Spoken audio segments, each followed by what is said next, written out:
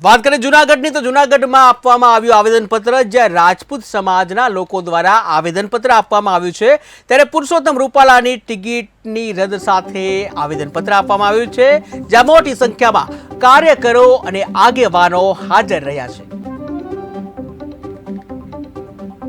તો કહી શકાય જૂનાગઢમાં આવેદનપત્ર આપવામાં આવ્યું છે જ્યાં રાજકોટમાં પુરુષોત્તમ રૂપાલા દ્વારા એક નિવેદન જે ટિપ્પણી કરવામાં આવી હતી અને આ ટિપ્પણીને લઈને સમગ્ર ગુજરાતના ક્ષત્રિય સમાજમાં ભારે રોષ ફાટી નીકળ્યો હતો અને આ ભારે રોષ હજુ પણ યથાવત છે દિવસે ને દિવસે આ રોષ વધુ ઉગ્ર બનતો જાય છે ઠેર ઠેર આવેદનપત્ર આપવામાં આવે છે જ્યાં એક જ માંગ છે ક્ષત્રિય સમાજની કે રાજકોટના લોકસભા બેઠક પરના જે ઉમેદવાર પુરુષોત્તમ રૂપાલાની ટિકિટને રદ કરવામાં આવે ત્યારે આજે જૂનાગઢમાં આવેદનપત્ર આપવામાં આવ્યું હતું જ્યાં રાજપૂત સમાજના લોકોએ આવેદનપત્ર આપ્યું છે પુરુષોત્તમ રૂપાલાની ટિકિટને રદ કરવા સાથે આવેદનપત્ર આપવામાં આવ્યું છે જેમાં મોટી સંખ્યામાં કાર્યકરો અને આગેવાનો હાજર રહ્યા